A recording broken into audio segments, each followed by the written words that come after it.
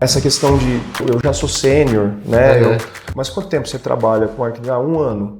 Eu sou sênior, né? Eu passo 3 meses e minha elevação, né? Eu acho que eu já evoluí muito. Então eu vejo que assim, hoje a pessoa com 1 ano de casa é como se fosse 5 anos de uma geração anterior, que sabe esperar mais, que tem a noção de que as coisas não acontecem tão rápido. E aí, isso somado com o trabalho remoto, faz com que, logoff da casa, login em outro lugar. Então a gente vê isso, né? E não só no mercado de arquivismo, a gente conversa com outras empresas, o mercado de tecnologia está assim também, um anseio de crescer muito rápido. Cara, a experiência conta muito. Galera, hoje eu tô aqui com o Rodolfo na casa. Valeu por me receber. Prazer te receber aqui na Obrigado. Casa da casa, né?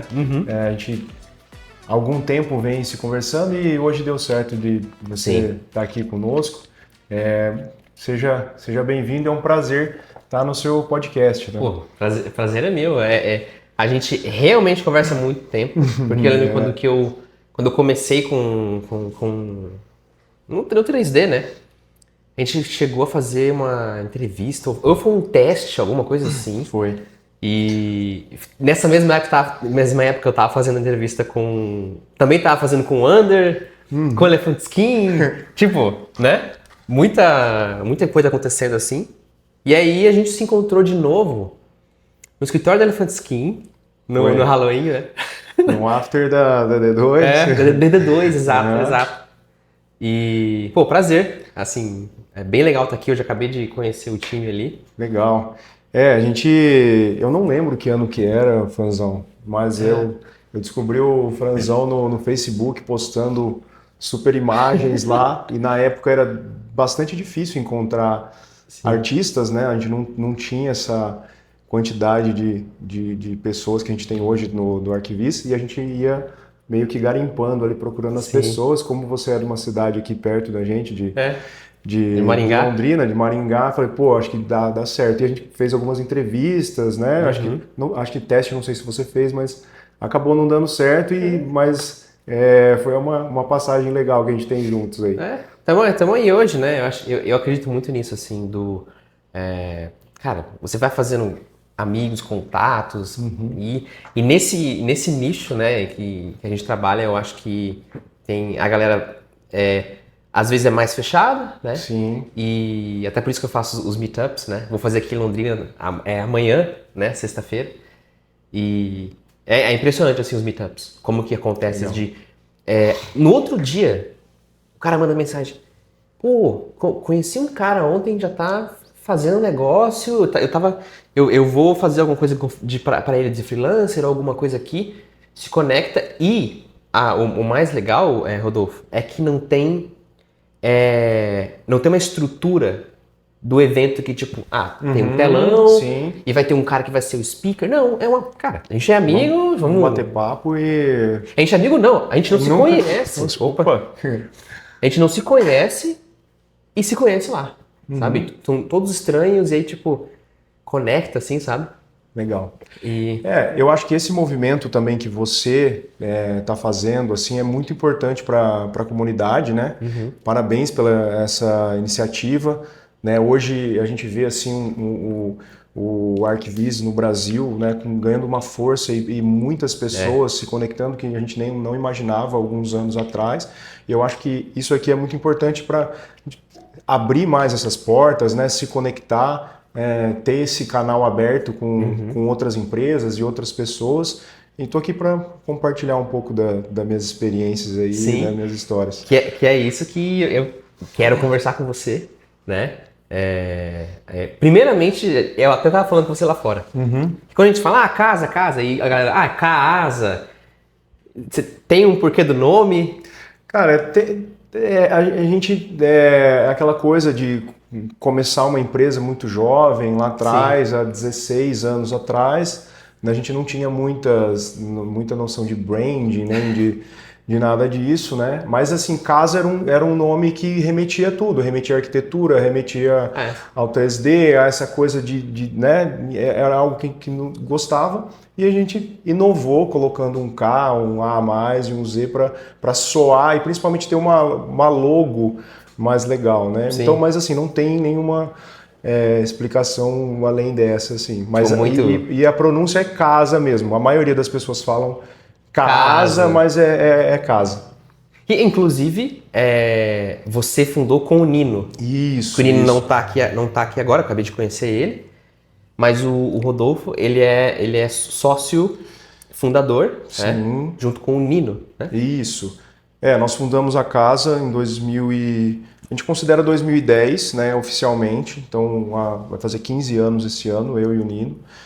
Eu conhecia o Nino antes até da casa, a gente teve banda juntos, né? Então acho que isso é uma coisa que conecta muito a galera do Arquivis, todo mundo, acho que grande parte toca um instrumento musical. Exato. Então eu e o Nino, a gente se conhecia antes disso, né? A gente tinha uma banda de heavy metal, cara. Cara, sério? Os dois aqui de Londrina? Eu sou de uma cidade vizinha aqui que é Cambé, tá? Cambé. Alguns quilômetros daqui, mas o Nino mora em Londrina. E assim, a gente se conhecia e a gente fez arquitetura também, né? Eu sou formado pela Universidade Estadual aqui de Londrina em arquitetura e conheci o 3D na arquitetura, né? Sim. A gente tinha uma disciplina ali de 3ds Max, né?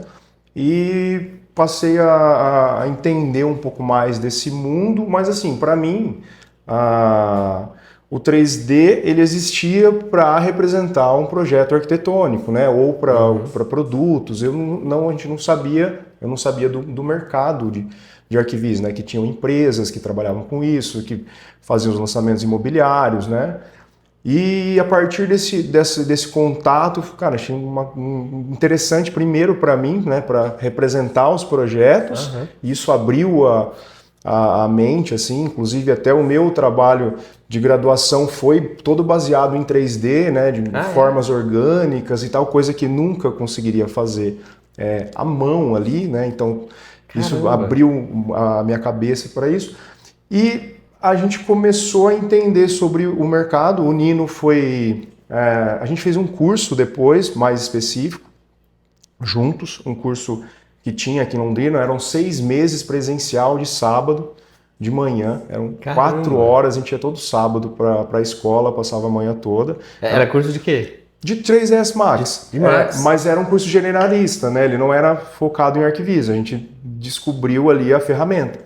Mas nesse ponto, você conheceu o Nino na faculdade? Eu conheço o Nino antes da faculdade, com 15 anos ali a gente começou a ter uma banda, antes da... a banda antes de tudo. E aí, mas vocês fizeram faculdade juntos? Em faculdades diferentes, mas a gente entrou na faculdade mais ou menos de arquitetura no mesmo ano. E os dois interessaram por 3D? A gente começa a nossa história juntos ali. E aí o Nino, depois desse curso, ele passa a trabalhar num estúdio aqui em Londrina, que já existia de arquivis. Eu falei, cara, tem estúdio aqui, e aí a gente começou a descobrir esse mundo, né? Existe um mercado, existe isso. E aí a gente começou a se interessar e pesquisar sobre. Eu era freelancer do estúdio que ele trabalhava, e a gente foi amadurecendo essa ideia, cara, é legal isso, né? Eu, assim, particularmente, a arquitetura me frustrou um pouco, né? O curso em si, a arquitetura não, mas o curso de arquitetura, e eu fui pendendo para o lado do 3D. E aí a gente chegou a um ponto ali que, cara, vamos abrir um negócio que eu acho que dá. A gente sabe fazer o que os caras sabem, Sim. Então acho que tá na hora da gente fazer o nosso, né? Então foi mais ou menos assim a história. Massa. Essa é uma pergunta que eu te faço.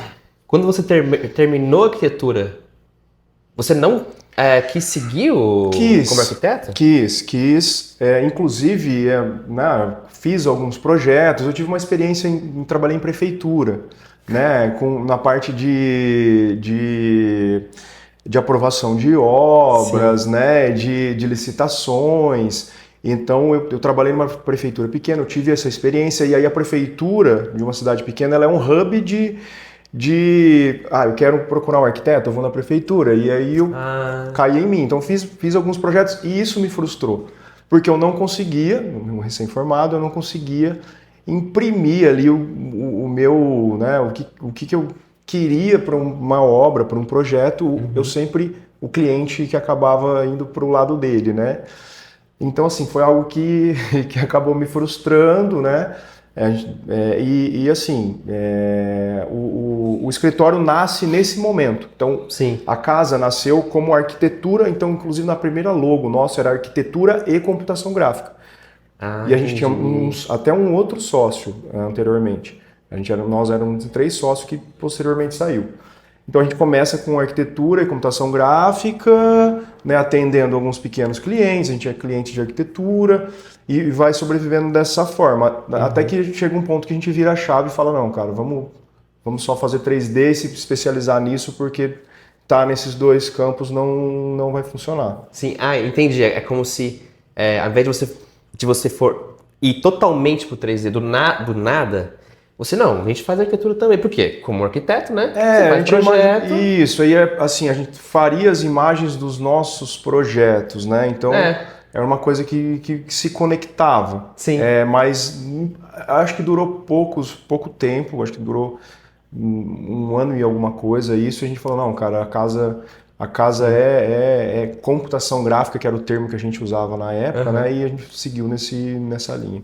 E você consegue lembrar, assim, o que foi que te chamou a atenção? Porque eu não sou arquiteto, certo, né, por exemplo. E eu sempre me interessei pela parte visual e isso me chama e me pega muito, sabe? Eu poder criar a luz que eu quero, a câmera, o material, né?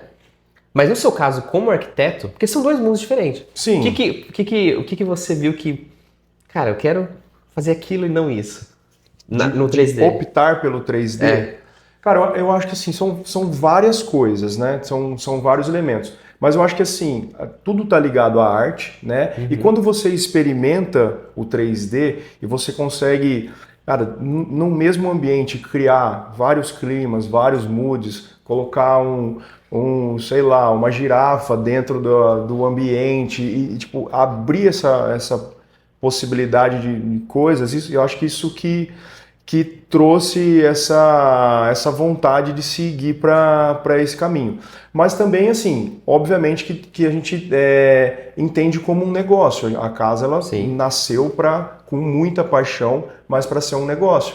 Então a gente entendeu que o oceano do Arquivis era muito mais azul do que o da arquitetura, pelo menos para mim. Né? Então a gente conseguiria se posicionar no mercado de uma maneira muito mais fácil indo para cá. Mas, cara, sempre com uma paixão envolvida por trás, né? Eu vejo que é engraçado que tem um senso de liberdade, né? Porque você tem... Eu acredito que com os projetos ali, na parte da arquitetura, né? Você tem o cliente, claro, cliente tem... Se você não tem cliente, você não tem um negócio, né? No 3D também você tem um cliente. Mas... de forma muito rápida, ali com o CGI, você vai... Não, eu quero fazer uma cena noturna, uma cena diurna, quero representar essa fachada assim, um assado, né? Essa liberdade cativa, né? É muito maior, inclusive, isso não tem preço, né? Essa questão. E no comecinho, eram vocês 3 ali fazendo imagem? Ou já separava? O Nino sempre foi um cara que ficou só no 3D, né? Eu transitava entre os 2 lados, mas assim, a gente... no começo mesmo, quando a gente se transforma, que eu considero o começo da casa, todo mundo era generalista, né? Eu acho que é porque a gente recebia ali a imagem, o projeto, e todo mundo fazia um pouco de tudo, sabe? Ia do começo ao final, não tinha né, setores. Isso veio aparecer... Eu acho depois que a gente pega o primeiro grande projeto que eu considero, que é em 2012, que a gente começa de uma maneira esse projeto e fala assim, cara, dessa forma não dá. E aí a gente começa a setorizar. Nessa época a gente já tinha, acho que mais uma ou 2 pessoas trabalhando ali juntos no mesmo escritório, e a gente começa a entender, começa a setorizar as coisas. Primeiro a modelagem, depois a gente texturiza, vamos mandar algumas prévias para o cliente, validar algumas coisas, e a gente começa a estruturar. E assim, para mim, que eu tô dentro da operação, esse para mim sempre foi o maior desafio, né, dentro do estúdio. Por quê? A informação, ela era mais escassa naquela época, principalmente, cara, quando a gente ficava esperando, assim, quando saía um ArcModels novo, né? Tipo, porque não tinha bloco disponível, era muito mais difícil tudo, né? E você não tinha tanta informação. Então, as informações que a gente tinha era de blog, era de algum, né, do 3D1, que era um portal bem famoso. E assim, as informações que a gente era muito autodidata, era tentativa e erro e teste. Às vezes a gente descobria, tipo, aparecia lá na internet para baixar uma cena de um gringo, e aí você abria aquela cena e ficava vendo o que ele tinha feito, qual que era a potência da luz que ele colocou, e a gente ia testando nos nossos arquivos. Então, era difícil essa parte, mas o que eu considerava mais difícil é a parte de processo, porque assim, cara, Sim. cadê? Me fala como funciona um estúdio, né? Na época já tinham grandes estúdios, né? A gente se espelhava muito neles. A Neurama já tinha um nome muito forte, na época tinha Domus muito grande, Digital Light. Eu lembro acho que tinha Sigus Fly, tinha uma galera já bem grande, assim. Mas assim, eu não tinha acesso à informação de como o estúdio funcionava. Então você tem que se moldar a partir do seu conhecimento para criar processos, e eu sempre fui o cara do processo. Então eu sempre trouxe muito um crossover de outras áreas. Então, tipo, ia buscar em outra área, cara, como que o cara faz lá, o que eu posso trazer para cá? E a gente foi criando o nosso próprio processo, né? Claro, é meio que assim, as empresas seguem um padrão, mas para mim isso no começo foi muito difícil. Tipo, como você envia um arquivo, como você renomeia um arquivo, como que você organiza as pastas, como... Sim. Então a gente cresceu muito organizado e segue muito organizado até hoje, né, cara? Então vem pessoas, né, que trabalharam em outros estúdios pra cá e tal, os caras ficam aqui, pô, cara, Sim. no nosso render não falta mapa, não dá pau por esses motivos, porque nosso background é muito robusto, assim. Sim. Mas e uma coisa que eu queria te perguntar, que às vezes eu vejo... É um ponto legal de comentar, de saber dessa experiência que você teve. No começo, ali, que vocês estão fazendo... Como você falou, todo mundo fazendo tudo. Mas e a parte... Como que era a parte de cliente, captação, pós-venda? Tipo, como que era esse... Isso é legal de uma sociedade que, assim, a gente tem perfis bem diferentes, né? E o Nino sempre foi um cara comercial e, tipo, desde o começo ele se despontou como o cara do comercial. Então, naturalmente, houve essa divisão, né? Então, a gente sempre, óbvio, né? Foi ter um setor comercial estruturado muito depois, mas no começo a gente tinha já funções distintas, né? O Nino sempre foi o cara do comercial, o cara que fazia os orçamentos, né? Então a gente já sempre teve essas divisões. E hoje eu acho muito importante, né? Não você chegar numa empresa, né, do tamanho nosso, hoje a gente tem umas 50 pessoas trabalhando, você tem que estar setorizado. Porque você vai ter sempre um cabeça, o expert, né? Um cara que é o que sabe o que está acontecendo ali no setor dele. Sim. Né? Então, é até uma questão psicológica, né? Porque assim, eu estou preocupado com venda e com modelar e fazer um render, né? Eu tenho uma meta para bater de venda, então isso é complexo, né? Então, tipo, aí eu tenho a questão do financeiro, eu tenho as contas aqui, eu tenho, né, um fornecedor, eu tenho um parceiro, a estratégia da empresa, para onde não vai. Tem como assim, hoje eu vejo que é muito difícil você desligar de um e ligar no outro, né? Então eu acho isso assim fundamental para quem tá começando, se preparar para isso, porque é até uma coisa que, cara, você quer ter um estúdio, dificilmente você vai continuar sendo o artista 3D, né? Esse é um ponto que eu queria conversar com você. Isso é uma coisa que, assim, hoje eu direciono o meu time, eu sou um facilitador aqui dentro da produção, mas, assim, abrir o Max, eu não me lembro a última vez que eu abri e coloquei a mão na massa. Eu acho que eu sou muito mais relevante dando a direção, e eu tenho hoje pessoas muito mais, muito talentosas e preparadas aqui que vão conseguir fazer isso. Então, assim, hoje na casa eu sou muito mais relevante em outro ponto que não atrás do PC Sim. ali fazendo uma imagem ou outra específica. Então, essa é uma coisa que eu queria trazer porque eu tenho amigos, né, que começaram no estúdio e tal, e às vezes tem essa questão, né, de tipo... E aí eu queria perguntar pra você, Rodolfo, qual que é a diferença entre o artista e o empresário? cara, Porque são coisas de... Porque você começou como artista. Sim. Mas ao mesmo tempo, um empresário, mas você começou como artista, né? Sim, eu me considero artista até hoje, mas Sim. assim, hoje eu sou muito mais empresário, eu olho muito mais para a estratégia, para o negócio, para os números, do que para a qualidade das imagens, por exemplo, né? Então, são coisas completamente diferentes. E, assim, tem pessoas que talvez não se adaptem com essa mudança, né? Porque, cara, eu tô dentro do administrativo, por exemplo. Cara, Sim. você tem metas, você tem números, você tem orçamento, você tem números de produtividade do time. Será que isso está condizente com... E outro ponto é gerenciar pessoas. Que, assim, é algo que ninguém nasce preparado, é algo que você vai aprendendo e nem todo mundo é um grande líder. Então, são coisas muito diferentes. Então, assim, Sim. o cara que quer empreender, saiba que ele vai ter que ter um time no futuro, vai ter que gerenciar esse time, e isso é uma tarefa, assim, eu gosto hoje, né, mas é uma tarefa bem desafiadora. Sim.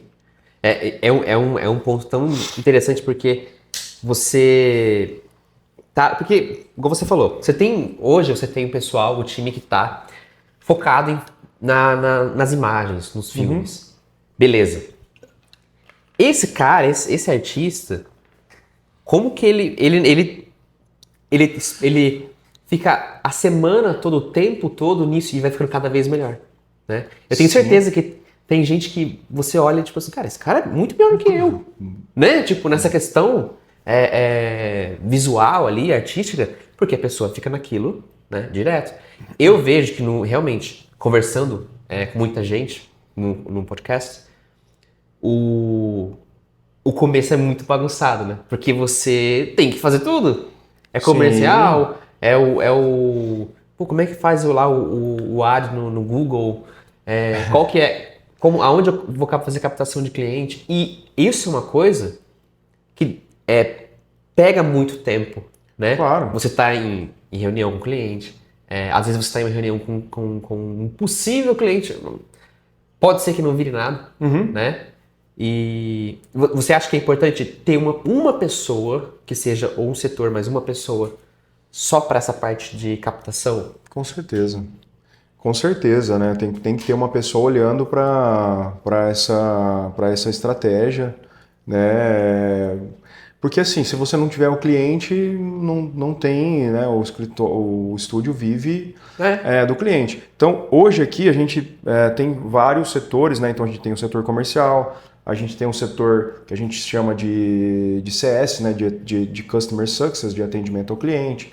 A gente tem setor de modelagem, tem de finalização. Eu tenho um setor de dev, né? Que hoje a gente não entrega só imagens e filmes, a gente tem um braço muito forte dentro da tecnologia. A gente entrega outras soluções que não estão ligadas ao 3ds Max. A gente sempre acreditou muito nisso, desde o começo da casa. A gente sempre está focado em entregar soluções para o cliente, não importa quais sejam, né? Então a gente tem um setor de pós-produção, tem um setor de filmes, eu tenho um setor administrativo, né? Fora os outros parceiros externos, né? Assessoria jurídica, assessoria financeira. Então, Sim. cada um está olhando para a sua área, né? De uma maneira que, se você quiser, né, gerenciar tudo isso ao mesmo tempo, você nunca vai conseguir, né? Então, assim, hoje a gente tem pessoas muito boas olhando para cada área e a gente cada vez mais valoriza isso, né? Essas lideranças que vão se conectar ali com o time e tomar as melhores decisões em cada setor. Mas, cara, eu não sei se a pergunta seria direcionada para quem quer montar, quem quer empreender no arquivista. Precisa ter alguém no comercial ali olhando. Vendendo. Né? E não é vender de empurrar para o cliente, mas você tem que estar conectado, você tem que estar disponível, você tem que fazer o orçamento, você tem que, né? Enfim, é imprescindível isso. Eu trouxe esse ponto porque é realmente uma coisa que, por exemplo, eu, Franzão, não me vejo fazendo hoje. Cara, eu gosto de fazer imagem, sabe? De fazer, de realmente ver ali as coisas acontecendo. E tem pessoas que vêm até mim, tipo assim, cara, né? Como você que conversa com muita gente aí dos estúdios e tal, com os fundadores, como que eu faço? Cara, tem que assistir o podcast. Mas é um ponto que eu realmente trabalhando, né? Nessa área há um tempo, eu consigo ver que tem um cara que está vendendo, tem um cara que está cuidando do cliente. Porque depois que você vende e entra para a produção, quem que vai cuidar daquele cliente, né? Porque isso é uma coisa que, se eu não me engano, o Vanson da Reframe traz muito forte, e no episódio dele ele trouxe, que às vezes não é nem uma qualidade ultra fotorrealista que vai fazer com que o cliente fique feliz. Não é isso. Eu queria ouvir a sua opinião sobre isso. Olha, esse é um ponto muito interessante, porque eu enxergo uma evolução, né, na qualidade do material nos últimos, 4 anos, 3 anos, absurda, que você... Cara, era impossível você chegar nesse resultado hoje lá, há 15 anos atrás, né? Sim. Tipo, você tinha que simular várias coisas que hoje o Corona, o V-Ray calculam automaticamente. Então, isso eleva, né, um nível de qualidade e coloca muita gente no mesmo ponto. Então, cara, eu me assusto positivamente de estar rolando no Instagram, olhar uma imagem, cara, quem são esses caras? E aí você vai ver um estúdio, cara, novo, que... Então, assim, é muito legal ver esse movimento. Então, ok. O cliente, ele pode encontrar essa qualidade no estúdio A, no estúdio B, no estúdio C, que hoje é muito equiparado. Talvez alguma construtora converse mais com a linguagem de cada estúdio, né? Então, essa questão da qualidade, eu vejo que é algo secundário. Porque toda a experiência que o cliente vai passar com você, e hoje o que a gente vê é que os clientes passam cada vez mais tempo dentro da empresa, pela complexidade dos projetos, pelo tamanho dos projetos, né? Mudou muito o mercado imobiliário, né? Então os projetos estão cada vez maiores e mais complexos. Isso faz com que o cliente permaneça com você meses, até anos às vezes. Então, se essa experiência dele aqui dentro não for ok, né? Se você não gerenciar a informação corretamente, se você não fazer as revisões que ele solicitou, se você não se comunicar, se você não responder na hora que ele gerenciar quer, a expectativa. Gerenciar a expectativa do cliente, que às vezes é muito maior do que a imagem, muito maior do que a expectativa com a imagem. Porque você já deve ter passado por isso, acho que todo mundo já passou, de tipo assim, você fazer uma imagem muito foda, entregar e o cara falar assim, cara... Não era o que eu quero. Não era isso. E aí você fala, pô, mas como não? E aí isso frustra, mas depois entendendo melhor, muitas vezes você fala, putz, talvez ele tenha razão e eu não entendi lá no começo. Então, a gente assim, acredita muito que a qualidade da imagem, óbvio, ela é indispensável hoje, Sim. Não adianta você entregar qualquer coisa, mas talvez o diferencial não esteja aí, ou esteja em criar essa experiência, em entregar um valor para o cliente, em atendê-lo da melhor forma. Porque, cara, o momento do lançamento imobiliário na construtora tá todo mundo assim, no nível de estresse, né? Então você tem que tomar cuidado, porque tá todo mundo sendo cobrado lá, né? O incorporador cobrando, então é um momento muito delicado para ambas as partes, é muita pressão, é prazo, uns prazos malucos. Então, assim, se você não tornar essa experiência agradável e só entregar, mas as minhas imagens estão boas, cara, eu acho que não é por aí o caminho. Cara, esse é um ponto tão forte que eu vejo que, realmente, em 2000, o realismo na imagem era um diferencial. Hoje, não. Hoje, tipo assim, você tem... Porque eu não peguei essa época, mas conversando com muita gente, eu ouço. Não, você tinha que simular o bouncing da luz de uma maneira muito louca, quase como um físico. E hoje, cara, tá ali o Corona fazendo tudo bonitinho. E aí o diferencial entra são outras coisas. No atendimento, né? Nessa questão. Nisso, né? E eu acho que entender a dor do cliente. Hoje, né? Assim, aqui na casa, a gente não foca num estilo assim, estético, a gente foca no cliente, certo? Sim. Óbvio que a gente tem a nossa linguagem, nossas preferências, mas o nosso foco é entender o problema do cliente e entregar uma solução para ele. Né? Então a gente perde bastante, a gente coloca muita energia no briefing. Né? E nessa fase inicial a gente entendeu e percebeu, né, de que se você não se organizar ali nesse começo, não entender, não fazer, cara, encher o cliente de pergunta e de referência, né, e validar ali um mood board com ele, cara, provavelmente você vai errar na primeira entrega. Porque essa divergência de expectativa e a entrega, ela é muito comum, mas é muito comum. Então, cara, tem vários casos, mas, por exemplo, a gente trabalhou,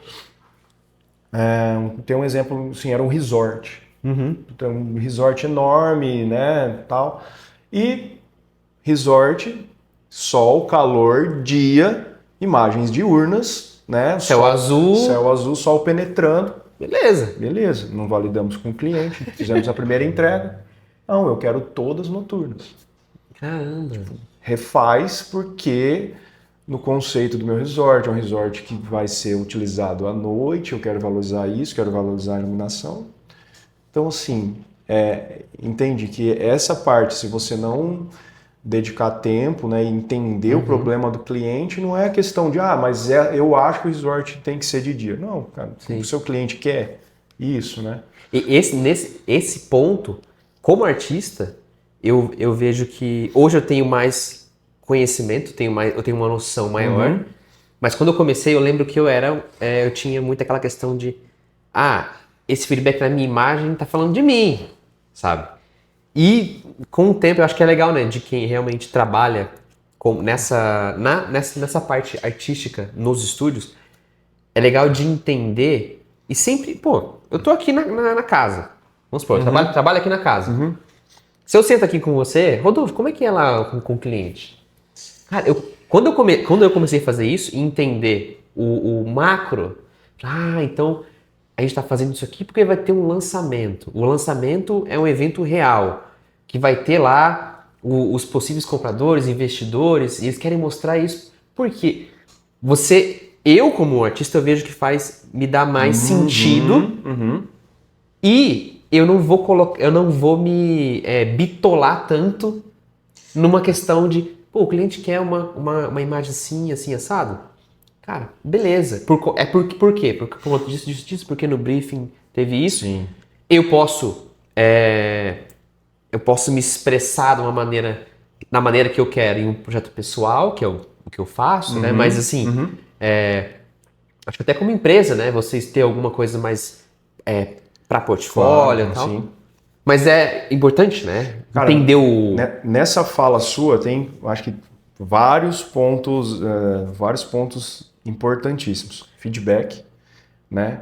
Tem a questão, que aí entra a questão do cliente também, né? E aí você... Putz, me esqueci do terceiro ponto, mas eu já lembro. Vamos falar, feedback. Cara, o feedback para todo mundo é difícil você receber um feedback. Então, depois de muito tempo de empresa, a gente entendeu que não é, né, não é pessoal. E assim, lá no começo, o artista recebia o feedback direto do cliente na imagem. Então a gente trabalhava com o Trello na época, era um Trello compartilhado com o cliente ia na imagem, comentava, o artista abria aquilo, sem filtro nenhum do time.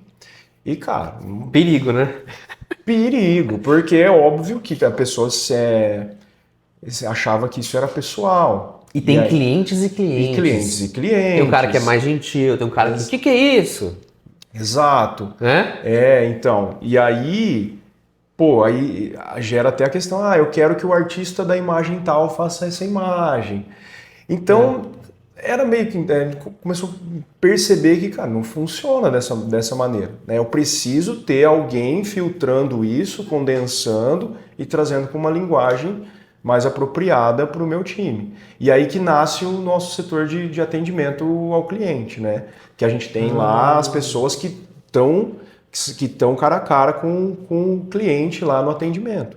E aí, assim, elas recebem os comentários, fazem as perguntas, porque, assim, às vezes é difícil, o cliente às vezes não sabe interpretar o que ele quer ali, né? Na imagem, né?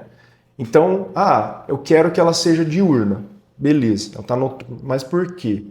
Às vezes é porque tá escura a sombra embaixo da mesa. Às vezes é porque ele quer ver lá o jardim lá fora, que era só iluminar. Então, essas perguntas são imprescindíveis.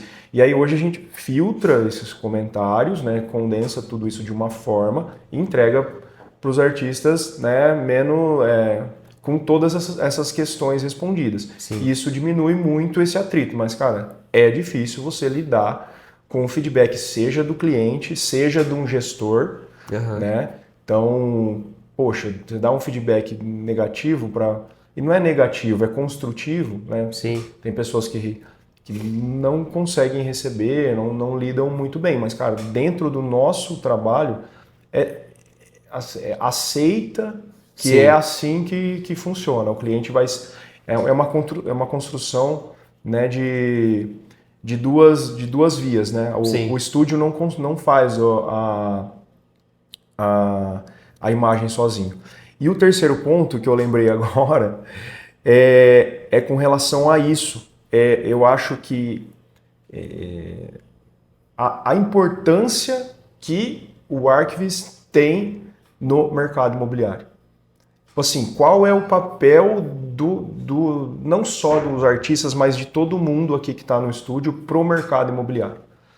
Então essa chave, na hora que eu virei assim, e eu entendi o que estava por trás, eu não estava mandando um e-transfer lá com algumas imagens e acabou, cara, a gente transforma o mercado. Sim. Então, sem o Archviz, né, o lançamento imobiliário acho que não existiria ou não estaria no nível que está hoje. Sim. Né? Então, o VGV, né, o valor geral de vendas, ele não seria o mesmo. Se eu entrego um material super elaborado, um super filme, um material completo, que o cliente senta ali e, cara, ele vai pagar o que for preciso para ter aquilo. Sim. Então, esse papel transformador que a gente tem, que não é só mais uma imagem, né, que eu estou fazendo, né, mais um vídeo, é mais um...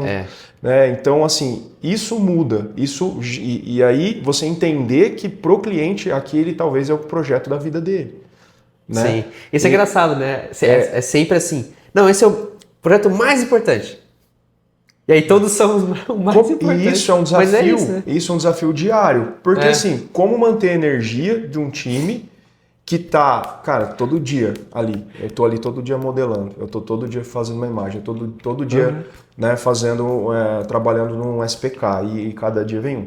Então, e para nós, são muitos projetos, né? E para você gerenciar isso é muito difícil e tal. Mas para o cliente é um, às vezes. Então você pega um grande cliente hoje, ele vai lançar ali 5 no ano, sei lá, um gigante 10, 15 no ano, mas a maioria lança 1, 2 no ano, né?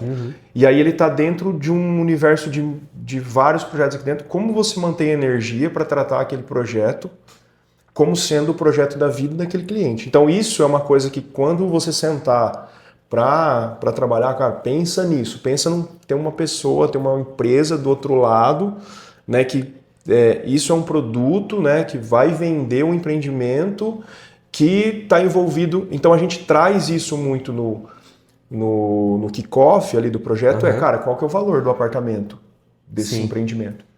Cara, é 5 milhões, é 15 milhões, é 10 milhões? Porque assim, você pensa de outra forma na imagem. Você não vai fazer um shot de qualquer jeito. Pô, cara, isso aqui custa, né? Sei lá. E o contexto conta muito, né? Então, assim, ele é um projeto assinado pelo arquiteto tal, que às vezes já tem uma linha de imóveis. Então você vai pensar, puta, então lá eu vou trabalhar com a linha assinada dele. Isso é uma coisa que eu sempre vi, assim, Rodolfo. E aí, falando, né, pelo meu olhar, que é realmente de produção, né, do artista, que é, por exemplo, quando eu vou fazer uma fachada, uma externa, cara, o contexto... Primeira coisa é o contexto. Ela é no Brasil? Qual cidade? Se é São Paulo é uma coisa, se é Balneário é outra coisa. Até os carros mudam. Uma das primeiras coisas que eu olho na cena é o carro.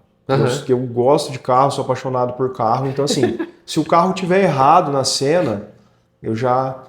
Pô, cara, esse carro é do modelo 2009, não é o modelo antigo da... Então, por exemplo, a gente tá trabalhando num projeto Porsche aqui agora e trabalhou em alguns outros. Então, você tem que tomar muito cuidado para colocar o Porsche correto, né? Não pode ser o ano errado, porque o cara ele vai olhar aquilo. Então, esse contexto... Você precisa ter como muito importante. Vou colocar um carro aí qualquer. Não vai funcionar. Além disso, eu acho que numa questão muito mais simples, tipo, eu tenho um projeto em Joinville. E aí na fachada eu vou ter um Tesla, uma Ferrari, Cara, às vezes você nem vê Tesla no Brasil direito, sabe? Eu tenho uma Cybertruck lá no... exato. Então, mas enfim, eu entrei nesse tópico porque conecta, né, com essa questão de entender o porquê você está fazendo aquilo. Eu, como artista, uma vez que eu entendo o porquê eu estou fazendo aquela imagem, e aí, uma coisa que você pode até falar sobre isso, que você tem o kickoff com o cliente, beleza. E aí você vai ter o kickoff com o time. Sim.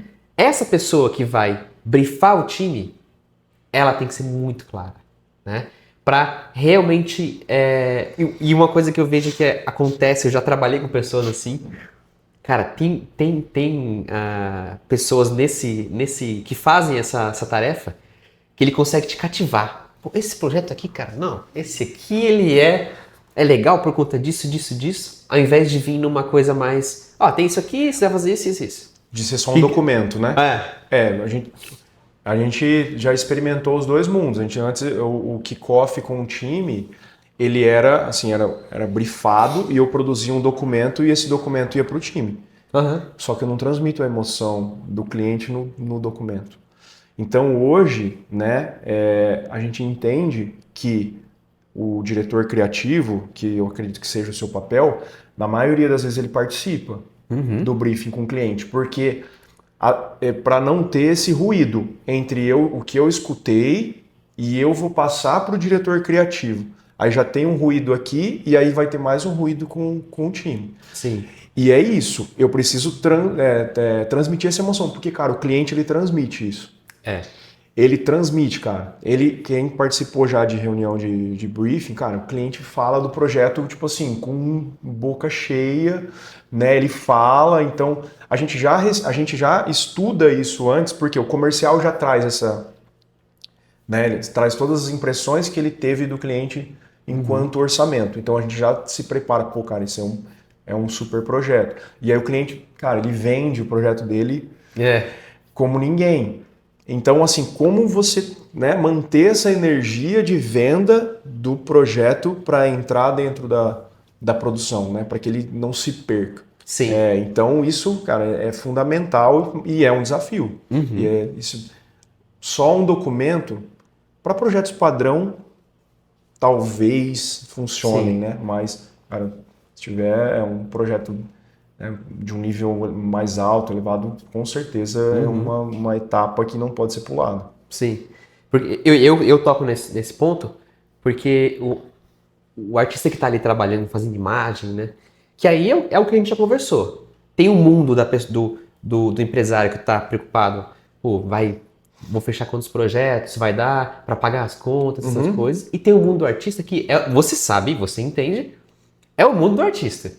Sim. Às vezes o cara tá ali com uma música, o cara tá ali fazendo a imagem, tipo assim, pô, na vibe, né, no flow.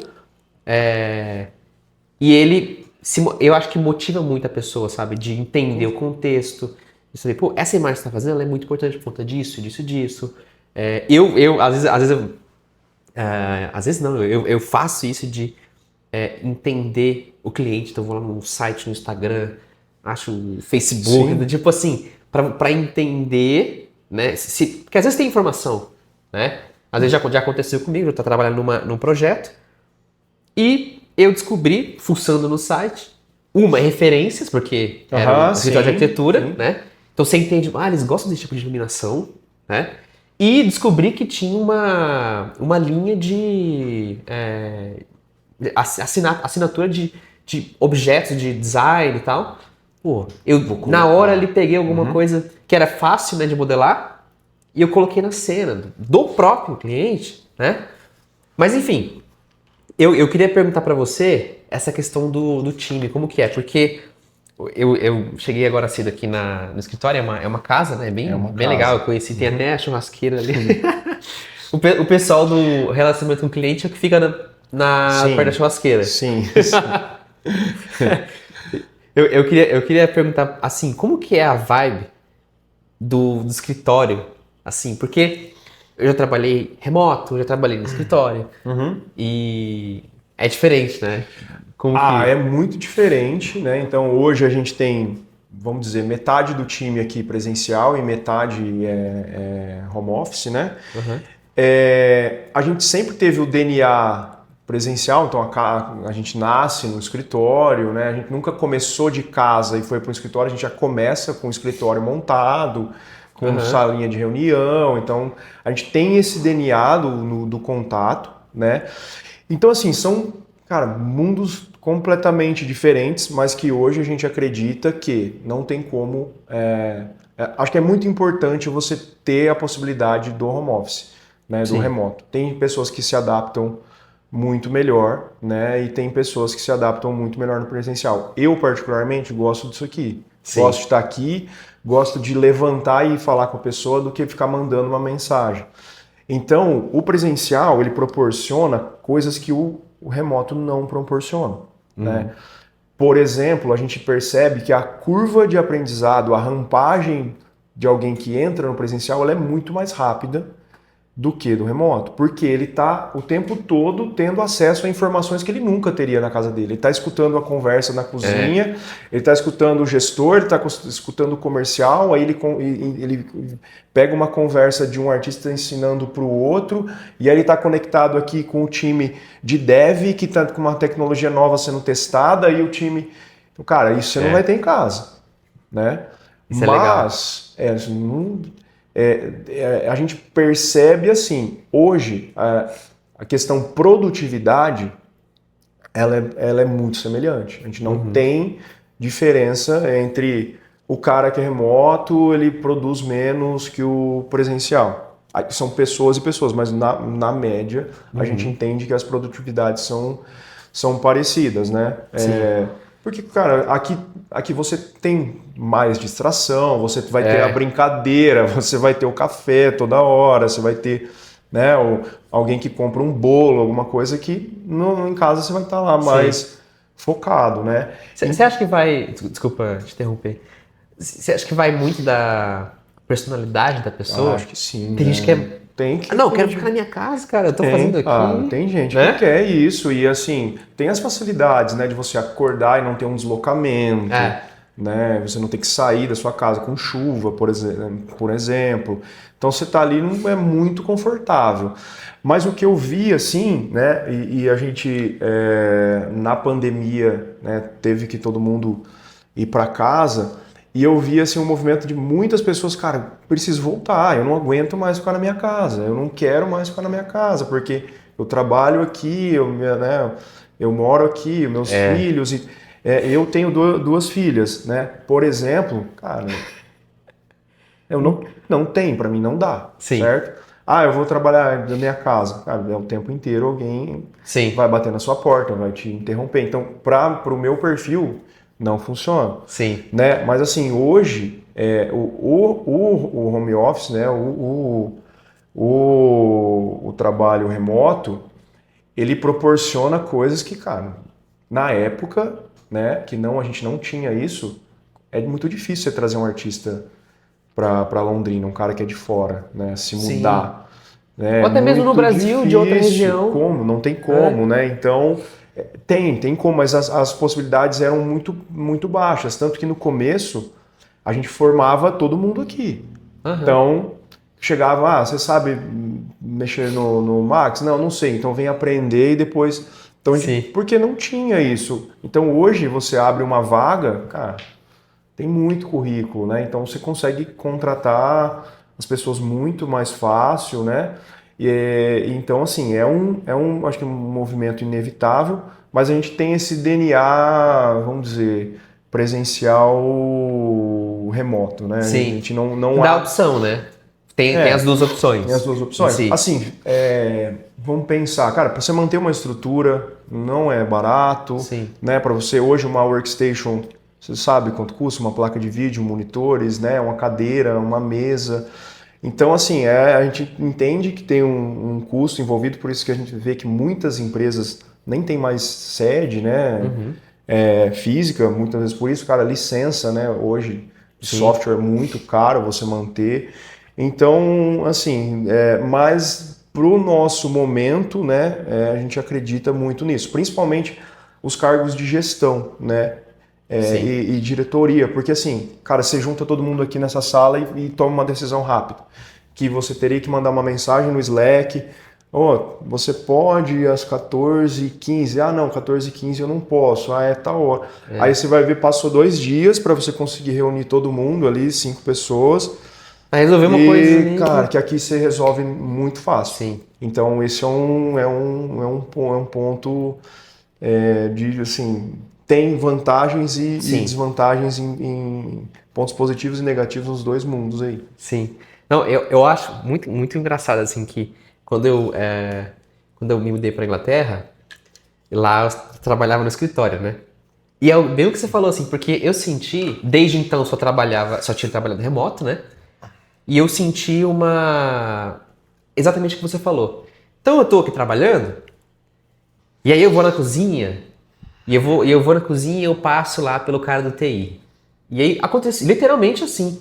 Chegava, no caso era o Dan, né, cara, muito gente boa. Eu passava lá, ele tinha tipo uma oficina assim, né? Ele tava sempre mexendo em uma coisa diferente. Ou era eu tô programando a AI para identificar a pessoa que não sei o que lá. Aí eu ficava lá batendo um papo com ele. Como é que é isso aqui? Não sei o que lá, não sei o que lá. E aí eu vou implementar isso aqui depois. Aí quando acontecia, eu já isso aqui que o Daniel tava falando. Beleza. Aí você, lá no escritório que eu trabalhava, na Summer, tinha o time de branding, separado do Archviz, né? Que fazia coisa pra Primark, essas coisas. Cara, conversa, tô na cozinha ali, pegando água. Pô, isso aí, aquilo lá que vocês fizeram, que apresentava pra empresa toda, né? Aos dois lados. Aquilo lá que você fez, como é que é? Não, isso aqui tal. Ou é outro mundo, mas que você começa a se inteirar e você começa a entender o contexto inteiro e os laços. Cara, eu fiz amigos, tipo assim, até remoto, com certeza, né? Você cria ali laços. Mas presencialmente, cara, diferente. não importa se eu tô na empresa, se eu não tô, cara, aquela pessoa é um amigo sabe? Que você faz, é muito, esse ponto é muito forte. Sim, você vê o nosso time aqui, cara, a galera sai, a gente sai pra almoçar junto, vai jantar, sai pra algum lugar, tem pessoas que vão pra academia junto, então tem todo um laço que, né, de amizade que o remoto não vai proporcionar. E é legal de quando você recebe a galera de fora aqui, né? De tipo, pô, é você, né? O cara que eu só te via na câmera. Ah, que legal, né? Então, assim, isso é bacana também de você, né, ter essa... Quando a gente recebe o time remoto aqui, essa conexão, assim. Não, é muito, muito massa. E essa questão de você ter a possibilidade de trabalhar remoto, eu acho que é importante porque você atende a pessoa que precisa daquela condição. Então, por quê? Vamos supor, você, Rodolfo, você achou um artista na Paraíba. Cara, o cara é muito bom e tal. O cara é solteiro, o cara tá pra jogo. O cara vai mudar. Esse é um cenário. Sim. Às vezes você achou um cara que o cara é casado, tem família. Não é difícil. E aí você dá essa possibilidade e o cara tem uma coisa, um valor, né? Que pela geografia seria impossível, mas é possível. Né? Não, assim, é o melhor dos mundos, é esse. Inclusive a gente tem pessoas que moram em Londrina e trabalham home office, porque é uma escolha da pessoa, eu prefiro isso. Sim. Né? Então, eu acho que vai da individualidade ali de cada um. Sim. Mas tem algumas funções que presencial, na nossa opinião, elas funcionam melhor, principalmente a parte de gestão, né? Sim, não, concordo. E uma coisa que eu queria perguntar para você é o seguinte: como qual que é a... Você está há muito tempo nesse nicho, né? O que muda de lá para cá? E eu não falo, eu não tô falando de mercado. Tá. Eu tô falando assim, o que você já viu da galera, dos artistas em si, que entram na empresa, que saem da empresa. Qual que é o perfil que você realmente vê que, cara, isso aqui é legal, esse é o tipo de pessoa que é legal de trabalhar junto? O que você vê assim, nessa questão do profissional? Tá, tem alguns pontos aí, né, que acho que uma coisa é as gerações que passaram por aqui, né, e a gente tem uma mudança bem clara nisso. E outro ponto por muito tempo a gente contratou pelo portfólio, né? Então, se o cara tinha um portfólio legal de modelagem, estou precisando de um modelador, eu contrato ele. E, assim, às vezes não funcionava, né? Então, hoje, primeira coisa que a gente faz dentro, óbvio que o portfólio ali para determinadas funções é importante, mas coisas que a gente avalia são as soft skills, né? E eu acho que as pessoas elas estão muito mais preocupadas em dominar o software e as técnicas e tudo mais, se esquecem dessa outra parte. Então, se tiver uma dica para dar, cara, trabalhe as soft skills, porque isso, para quem está contratando, a comunicação, postura, né, coisas que vão fazer diferença, e hoje a gente contrata mais pelas soft skills do que pela hard skills, né? Na maioria das vezes, porque é muito mais fácil você trabalhar a técnica e a hard skill, porque você treina, do que a soft skill. Sim. Então, cara, o trabalho para você, né, treinar ali uma soft skill, ele é muito difícil e tem pessoas que não. Sim. Então, isso eu vejo que é um super diferencial e é o que eu vejo em outras empresas fazerem também. Então, né, hoje a gente tem um setor de RH, né, a gente, não por isso, né, porque a gente valoriza muito o time, a gente, né, entende que assim, você ter um time que joga do seu lado, né, a gente estava até, a meta esse ano nossa vamos manter o nosso time, né? Vamos manter o time aqui e treinar e capacitar cada vez mais esse time. Porque esse outro ponto que eu vejo que é uma questão da evolução das gerações, a gente vê assim, as pessoas mais velhas, né? Eu tenho 40 anos, faço 40 anos amanhã, inclusive. Aí, ó. Então, assim, a gente tem a questão do imediatismo, ele não é tão aflorado como a gente vê no pessoal que chega aqui hoje. Sim. Né? Essa questão de, pô, eu já sou sênior, né? Mas quanto tempo você trabalha com arquitetura? 1 ano. Eu sou sênior, né? Pô, Sim. né? Eu passo 3 meses e minha elevação, né? Eu acho que eu já evoluí muito. Então, eu vejo que, assim, hoje, a pessoa com 1 ano de casa é como se fosse 5 anos de uma geração anterior, que curte esse, né? Que sabe esperar mais, que tem a noção de que as coisas não acontecem tão rápido. E aí, isso somado com o trabalho remoto, faz com que, cara, logoff da casa, login em outro lugar.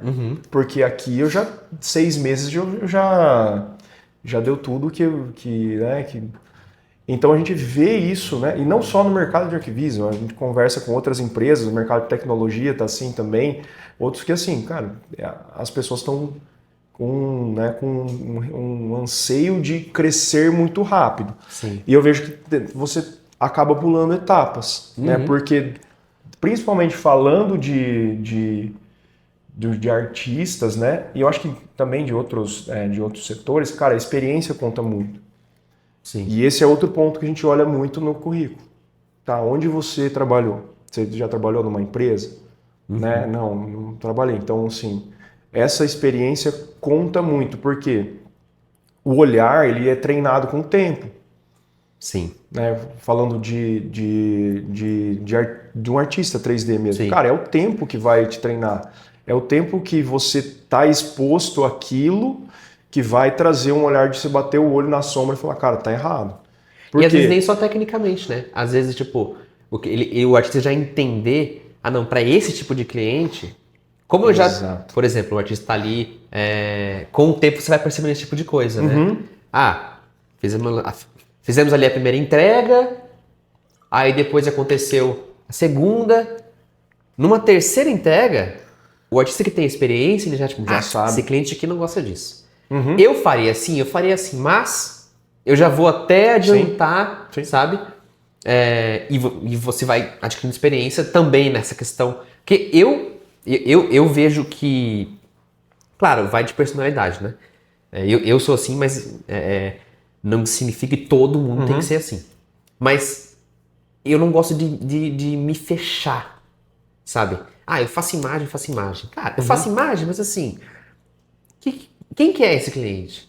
Como que você conversa com ele? O que é essa questão da comunicação? Como que... o projeto, ele entra no escritório, ele passa por um setor, como que é? Porque, não que eu vou me especializar nisso, mas conversando, sabe? Eu acho que você acaba se tornando um artista muito mais completo de ter esse contexto, né? Com certeza. Hoje a gente tem trabalhado aqui na casa, tá no momento de 15 anos, então a gente passou por um rebranding da marca, né, externamente, mas internamente a gente tem revisado todos os processos, né? E aí, uma das questões é promover integrações entre os setores. Porque, cara, eu preciso saber o que o outro cara faz, porque quando você é cliente, né, tem setor que é cliente de outro setor. Então, como eu entrego para aquele setor? E como que eu entendo? Porque se você não entender o que a outra pessoa faz, cara, você não sabe a dificuldade que ela vai ter depois da sua entrega, né? E tem aquela coisa, conserta lá na pós, depois isso. Sim. Então, né, eu acho que essa integração é uma coisa que a gente tem promovido muito, a gente tem feito reuniões periódicas agora entre os líderes dos setores e tem conectado isso, né? E tem tentado deixar cada vez mais transparente essa comunicação, porque assim, faz muita diferença. Sim. Você saber a dor lá do cara, a dor do cliente, e você muda a sua percepção ali de entrega, com certeza. Sim. É aquela de, pô, eu tô aqui fazendo imagem e o meu manager tá falando que isso aqui tá errado, mas o cliente, que tem outro cliente, que tem o... É uma escada, né? Você começa a entender isso. Uhum. Mas eu só queria voltar naquele ponto rapidinho da questão das soft skills. Certo. Porque eu até gravei um vídeo sobre isso, né? Bem legal, assim, deu bastante engajamento, a galera gostou. E é uma coisa que você falou se a pessoa ela é fácil de trabalhar, não compensa você, às vezes, você pegar um cara que ele é menos estruturado, que vai aceitar aprender. E quando a gente fala de soft skill, a gente está falando da comunicação. O cara é um cara legal de trabalhar junto, sabe? O cara não é todo dia um mood diferente. Às vezes ele tá puto do nada, estoura. Se torna um cara que, mesmo que eu já vi acontecer, portfólio impecável, incrível, se não é fácil de trabalhar, é meio que o portfólio é ignorado, porque o dia a dia fica pesado, sabe? E atrapalha o resto do time, contamina, né, o restante do time. Então, respondendo, sim, é muito mais fácil você contratar alguém, um cara bacana, que tem a comunicação boa, que é fácil de lidar e você treinar as outras habilidades, do que alguém com um portfólio que não dá para trabalhar. E aí essa pessoa ela acaba contaminando o restante do time. Então é um ponto bem perigoso assim. Sim.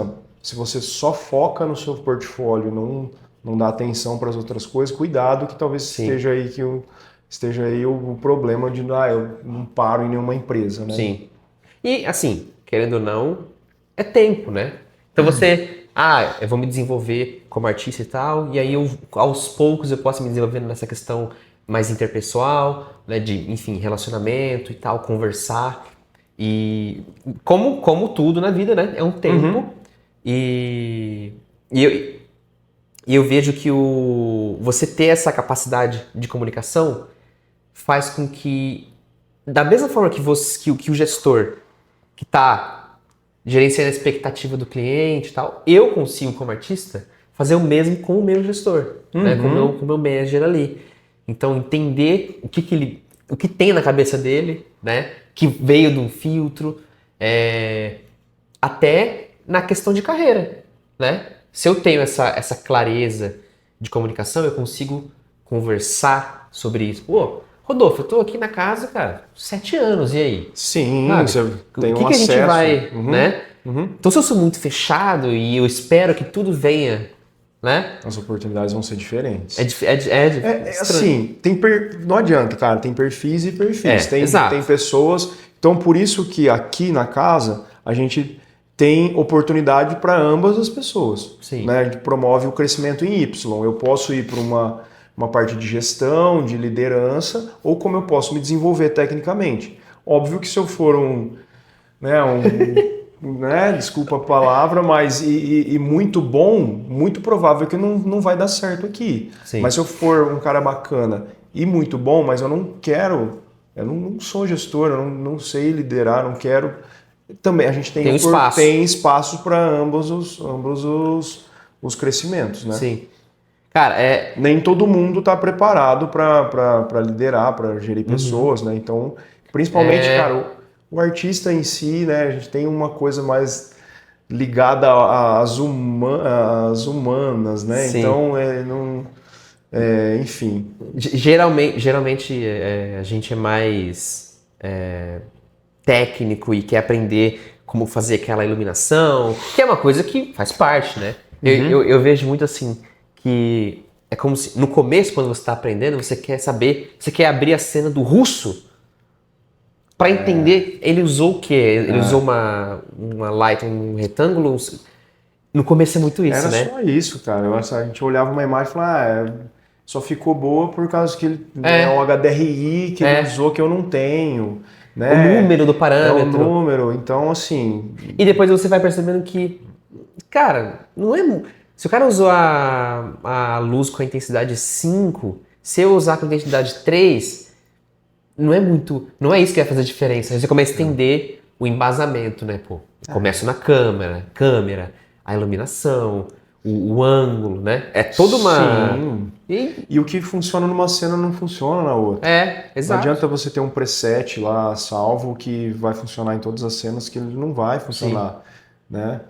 Você pegar, dar merge de um arquivo no outro, ele não se comporta da mesma forma. Então você precisa ter esse olhar artístico mesmo para trabalhar os elementos e chegar naquele resultado. E sempre, né, tendo a referência, né, cara? Acho que a referência ali é fundamental para isso. Sim.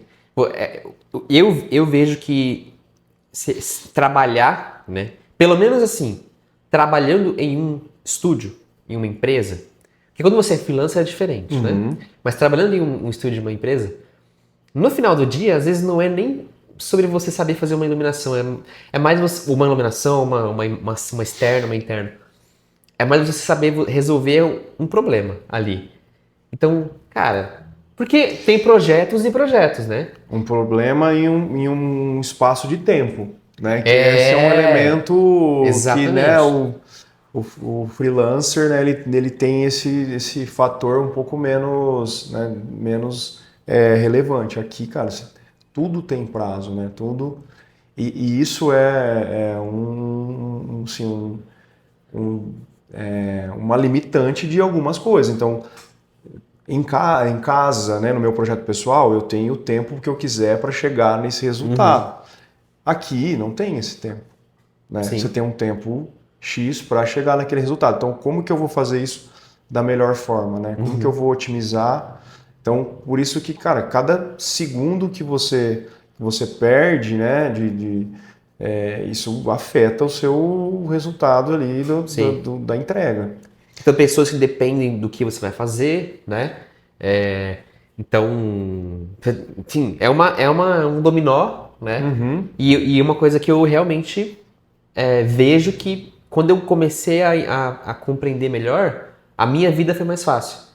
Na questão de, cara, é uma empresa, sabe? Beleza, o ambiente não precisa ser totalmente corporativo, sério. Acho que tem que ter a brincadeira. O escritório físico cara, é o melhor para isso, né? Onde você brinca ali na cozinha e tal, e tira sarro. Mas é uma empresa, né? Então, quando você para de lutar contra esses... Por exemplo, você tem uma nomenclatura que você usa na casa, uma estrutura de pasta, que cada empresa faz um pouquinho diferente, mas assim, faz com que aquele organismo funcione, né? E eu acho que se alguém estiver assistindo, assim, estiver nessa posição, né, de eu sou um artista que trabalha num estúdio, é entender que é um negócio. É um negócio. E, assim, os prazos, principalmente, óbvio que você tem que ter um tempo dedicado àquele projeto, como a gente trabalha com serviços, né? Então as horas dedicadas àquele projeto que vai gerar o custo, né? O sucesso ou não do projeto. Ok, isso é um ponto.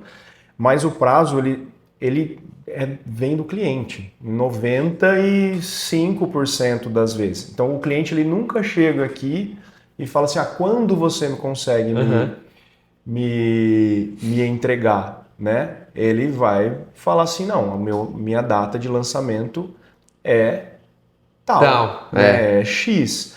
Então não somos nós, né, empresa de arquivistas que imprimimos para o time, você precisa fazer nesse prazo. Então tem essa questão. Então gerenciar isso, essa quantidade de atividades dentro de um projeto, para que ele seja entregado dentro do prazo e a gente consiga cumprir um cronograma, é um desafio muito, muito, muito grande, porque você não está falando de um projeto acontecendo ao mesmo tempo, né? Sim. Hoje aqui a gente tem mais ou menos, acho que uns 50 projetos em andamento. Então como que você faz uma data de um projeto não casar com o outro, como que você calcula isso?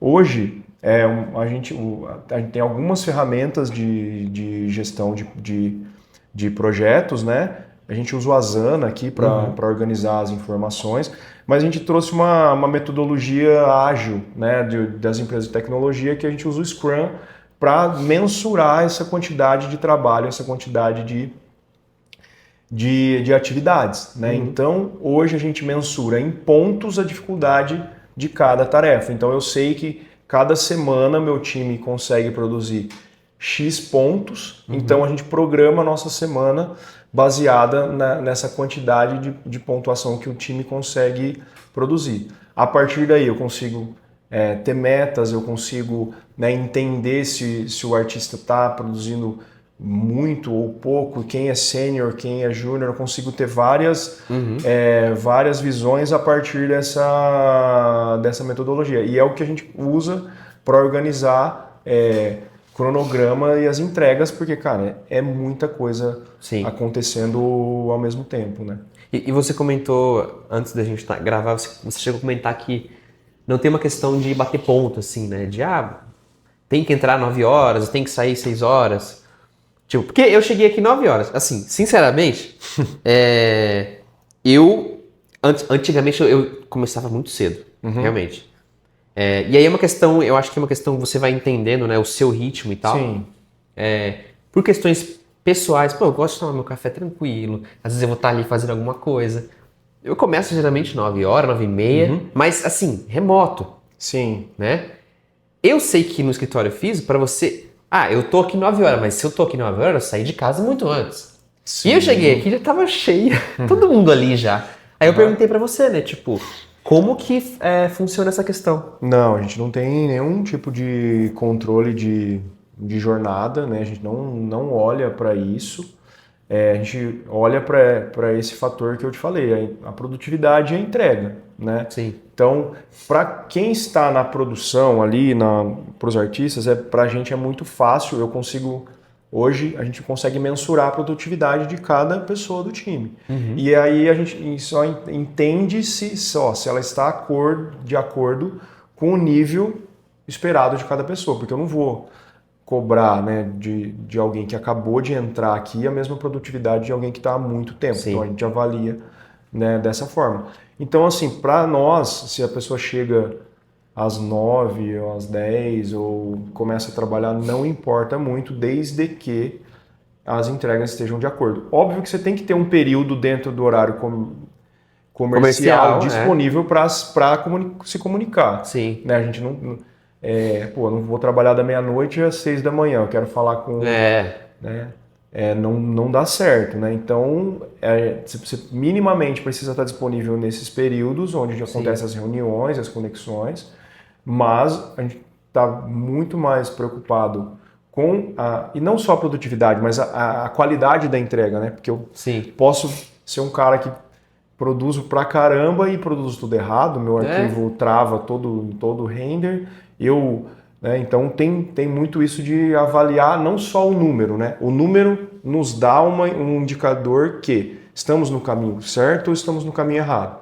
Então, por exemplo, esse mês a produtividade caiu. O que aconteceu? Vamos avaliar. Aconteceu isso, tá, ok. Então, vamos entender se o problema está nos artistas? Não está. Então, a gente toma muita decisão baseado nesses dados. Cara, a gente tem dashboard aí do que você imagina de dados. Sim. Então, a gente é muito fissurado em dados aqui dentro, em avaliar essas questões. A gente tem um dado, inclusive, que está implantado agora, um dado que mede a qualidade das nossas imagens. Então, a gente desenvolveu ali um dashboard com vários quesitos que avaliam a imagem e que a gente consegue definir se a gente está entregando melhor, está entregando pior. E a gente tem uma meta de entrega que é melhorar a qualidade e você consegue entender quais itens que estão piores nas imagens. O problema está na modelagem? Não, o problema está nas texturas. Então, isso cara, a gente sempre está muito antenado com essas coisas que a gente acaba vendo em outros mercados, né? E acaba trazendo para cá. A questão do horário, né? Que eu vejo. Não é uma questão de confiança, né? Você entrega para a pessoa, olha, eu confio que você vai entregar. E a pessoa entrega, né? E você medir... essa é a minha opinião, né? você medir a pessoa pela quantidade de horas que ela está trabalhando, para a minha cabeça de 25 anos, né? Que é realmente aquela... Eu sou outra geração. É muito arcaico. É a mesma coisa de você falar para mim que eu não posso sair do escritório enquanto o chefe não sair. Até essa questão de chefe. Para mim, para mim, a minha geração, isso não existe. Tipo assim, você tem ciência de hierarquia. Mas, por exemplo, meus pais, do jeito que eles fazem, 30 anos na mesma empresa, e aquela questão de... É muito diferente, sabe? Então eu acho que esse formato, na verdade, acaba sendo uma adaptação, né? Porque a minha geração, cara, eu vou querer... Você confia em mim? Então, se você confia em mim, beleza. Eu vou entregar, se não tiver, ok, a gente vai conversar e tal. Agora, você falar pra mim que 6 horas eu tenho que estar aqui... Não. Eu acho que esse compromisso da entrega a gente precisa ter, porque o cliente ele tá esperando lá aquela entrega, então o fato de, eu não deu certo aqui, isso começa a gerar uma... Eu acho que pra mim, eu vejo que a questão da entrega, ela, na verdade, não é discutível. Não, né? É negociável. Isso é negociável. A entrega é a entrega. Né? Pensa, né? O cara tem um lançamento marcado com uma data, com um artista contratado, com buffet, com imprensa, com tudo, e aí você chega no dia e fala, então, cara, eu não vou te entregar. Porque meu cachorro comeu o carro. Porque acabou a energia, tá, não tem como, cara. Isso aí é inegociável. Então o prazo no nosso caso, cara, ele é algo muito, muito importante. E a gente vê assim as empresas, né, que a gente atende que determinam a data de lançamento a partir da data de entrega das imagens e do material que eles vão utilizar. Então, a partir dessa data, tem lá um período que a gráfica precisa para rodar os materiais, tem um período que a agência... Mas é a partir dessa data que eu acabo montando todo o meu lançamento. Então, cara, a entrega é algo muito, muito primordial. E essa questão que você falou de chefe, a gente... Eu não me posiciono aqui na empresa como chefe, e a gente tem até um movimento bacana que começou e, assim, para mim mudou o jogo aqui dentro, mudou completamente, porque assim, eu e o Nino somos fundadores da empresa. Mas hoje nós não somos mais em 2 sócios, hoje nós somos em 5 pessoas aqui, sócios da empresa.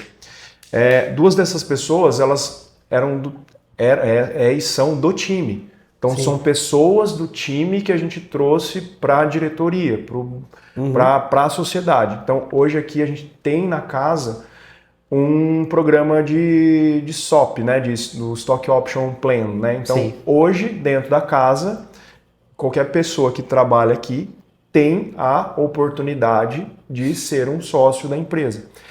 E isso é essa questão, da gente entender que, cara, a casa não sou eu e o Nino, né? Mas a casa é um time de pessoas que fazem a diferença aqui, então a gente trouxe para o nosso lado, vamos dizer, pessoas do time. E, cara, isso foi um movimento muito interessante, né? Que a gente se orgulha bastante e fez muita diferença nos resultados, né? Sim. Imagina, você está com um cara ali, uma pessoa que, primeiramente, ela entrou para trabalhar na empresa, né? Enfim, e acaba entendendo muito do workflow, né? Cara, quando você coloca...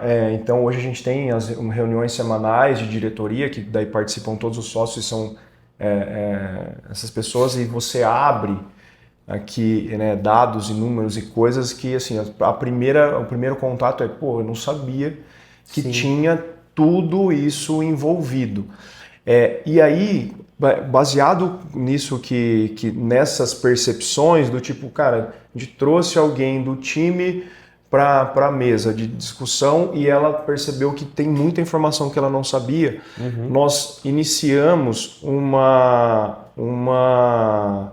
extensão disso, claro que numa escala, né, de informação menor, mas hoje a gente informa o time mensalmente do que está acontecendo. Então a gente abre alguns dados, a gente abre o que aconteceu no comercial, a gente traz essas atualizações, que a gente chama de reunião de follow-up mensal, e traz o time para participar. Então hoje o nosso time sabe o que está acontecendo na casa, sabe a direção que a gente está indo, sabe quais são os objetivos, sabe o que a gente quer fazer, sabe o resultado que aconteceu. Então hoje a gente está no mesmo plano e isso traz uma clareza de tomada de decisão, né? Sim. Eu vou fazer isso ou vou fazer isso? Eu vi lá no follow-up que a gente está indo para esse lado, então eu acho que eu vou para esse lado também. Sim. Então, mais horizontal, né? Exatamente, a gente acredita muito nessa questão da horizontalidade e nada de ter alguém que manda ali. Sim. E as pessoas obedecem, né? Mesmo porque, assim, principalmente, eu que estou dentro da operação, as melhores soluções para um determinado problema saem do time, cara. Não, eu ajudo a direcionar caminhos que eu já percorri e vi que não deram certo. E olha, eu acho que talvez seja melhor por aqui, mas a solução sempre sai do time, né? Sim. Então hoje a casa tem muito a cara do time, né? Cara, muito massa, porque é realmente isso, né? A pessoa que tá ali dia a dia na produção, porque às vezes eu vejo isso de às vezes um gestor ou mesmo um fundador que ele acaba perdendo esse contato, sabe? E isso é muito importante. Você entender o que está acontecendo lá, e às vezes um cara de lá que traz para você enfim, essa conversa, né? De que vai e volta, sim, faz com que todo mundo fique... Porque às vezes você tá aqui, tipo assim, tem um artista ali, a 2 portas daqui, que, o cara tá desmotivado porque ele tá recebendo muito feedback e o gestor dele tá dando muito feedback e ele acha que é pessoal, ou enfim, ou às vezes o gestor não tá sabendo lidar na questão das soft skills, não tá sabendo conversar com ele. Sim. E é uma coisa que vai acumulando, né? E aí amanhã o cara chega pra você na sua sala, Rodolfo, cara, tô saindo. Saiu do nada, daí você fala, né? Do nada, não, sabe? Não mas saiu do nada. Então conversar é muito importante, muito. Né?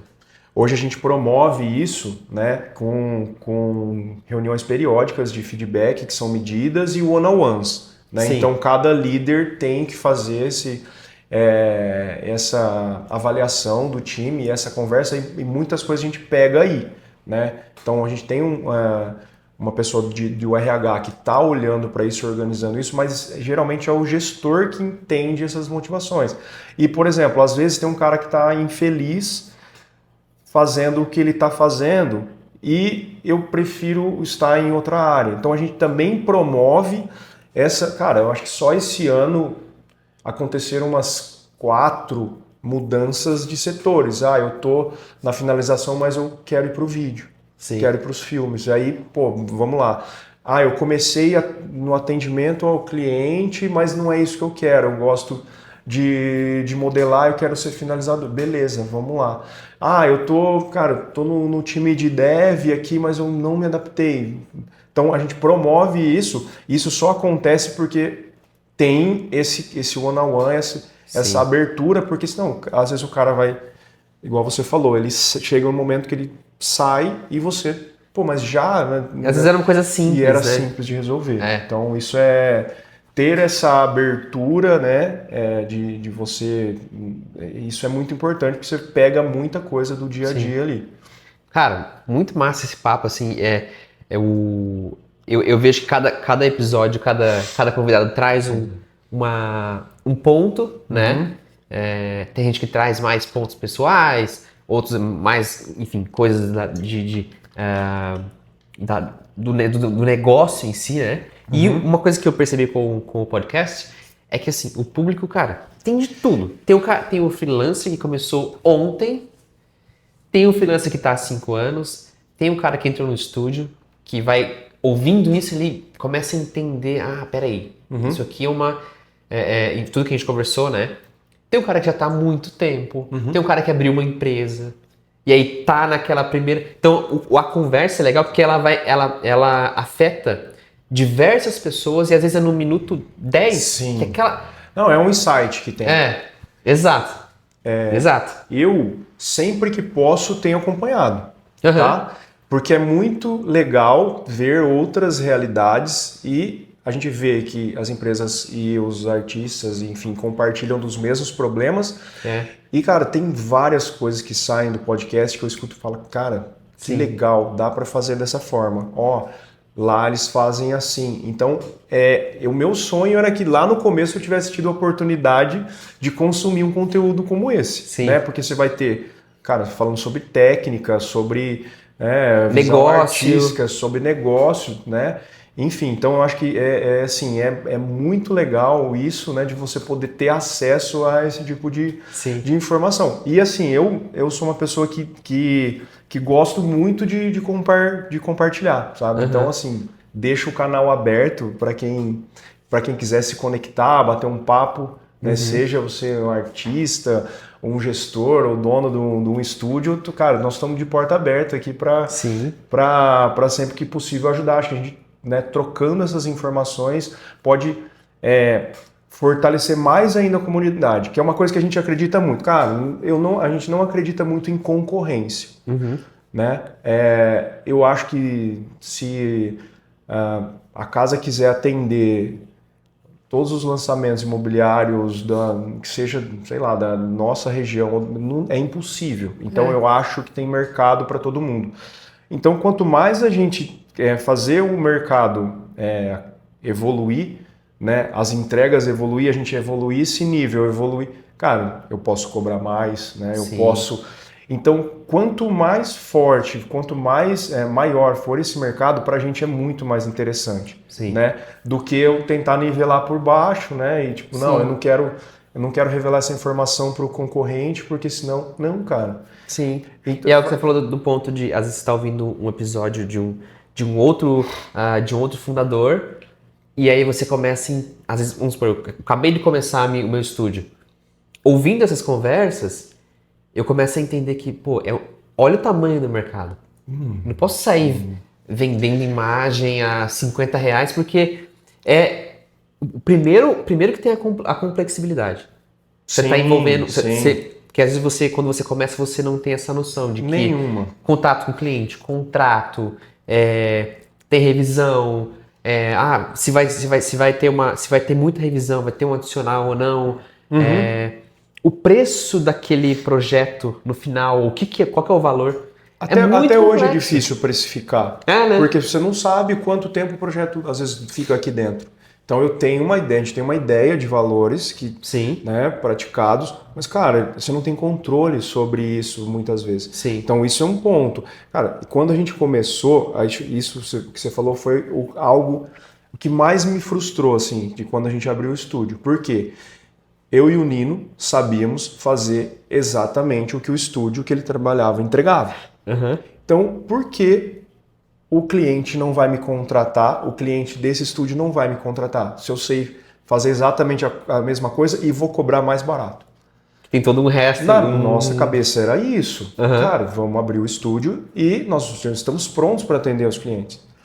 E eu lembro que na época não tinha, né, o mundo digital era muito mais precário, a gente imprimiu um portfólio num caderno, assim, um encadernado A3 com várias imagens. E foi visitar a construtora. Nós somos da casa, é isso aqui. Os caras olharam pra gente e falaram, tá, quem vocês atenderam? Não, ninguém. Esse é o nosso hobby, mas eu sei fazer, dá uma olhada no meu portfólio. Então, assim, isso é um ponto de que poucas construtoras grandes vão confiar a alguém que não tem uma bagagem, um lançamento imobiliário onde tem lá milhões envolvidos. Então esse é um ponto de tipo, beleza, eu tenho um portfólio legal pra caramba, mas e aí, quem que você atendeu? Né? Então isso é um ponto crucial que talvez você possa se frustrar. E eu vejo que assim, Uma maneira legal de burlar isso, acho que são duas coisas. Primeiro, você tem que ter experiência no estúdio antes para ter o seu próprio estúdio. Isso é muito enriquecedor e vai trazer coisas que você já vai sair de um estágio mais avançado. Outra coisa cara, tem um mercado muito grande em prestar serviço para outros estúdios. Sim. Né? Que hoje a gente precisa dessa mão de obra e é muito mais fácil eu contratar um estúdio que se conecta ao meu do que eu ir e contratar 5 freelancers para gerenciar toda essa informação. E eu vejo que todas as grandes empresas precisam disso. Sim. Então, eu vejo que tem vários estúdios parceiros nossos que estão muito bem prestando esse tipo de trabalho. E aí tem uma coisa envolvida que é o ego, né? Eu não vou estar lá nos créditos da imagem, né? Enfim. Mas isso, cara, é um mercado que existe, né? Existe, tá? E eu acredito que ele seja uma grande porta assim, para você crescer o estúdio. Por quê?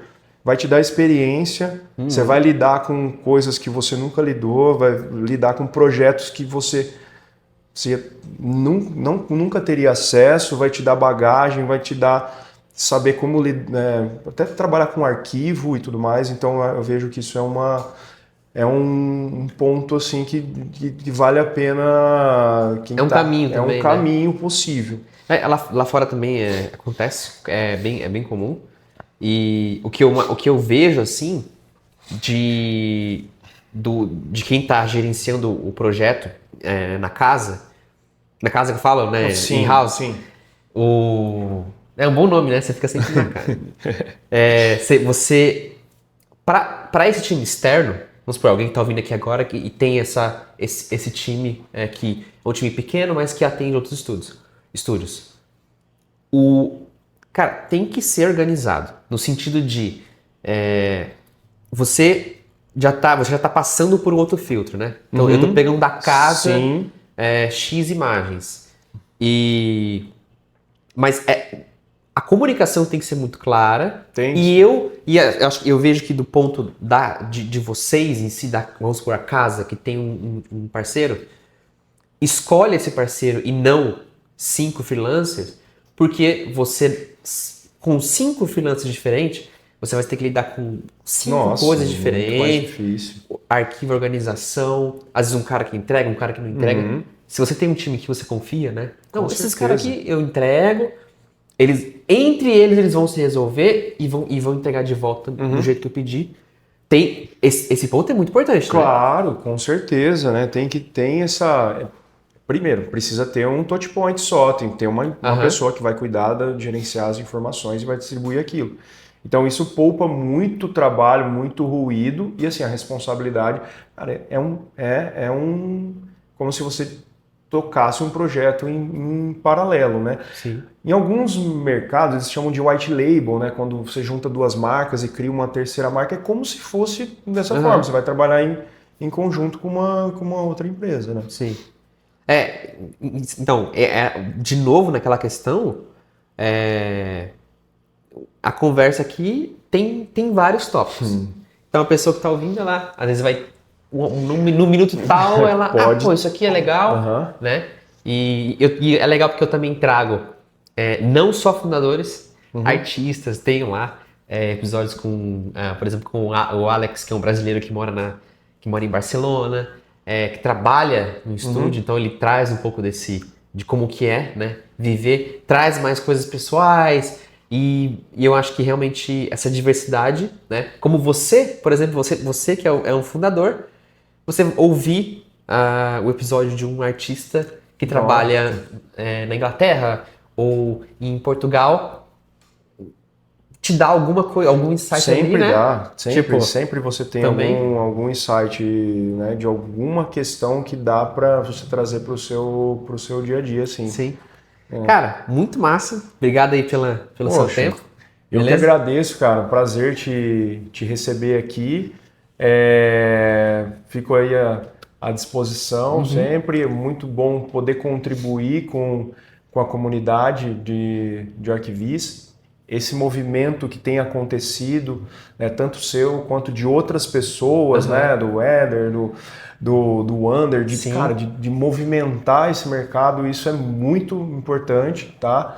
Eu entendo hoje como, assim, vocês... essa quantidade de informação, de cursos, isso contribuiu muito para o nosso mercado. Eu acho que o nível de entrega ele está muito alto e assim, eu não consigo ver um horizonte disso voltar para trás. Então, cara, obrigado e parabéns aí pelo canal, pela iniciativa. Não, tamo junto. E quem quiser aí contatar a casa, na descrição tem tudo aqui, né? Quiser falar com o Rodolfo, mandar uma mensagem para ele, né?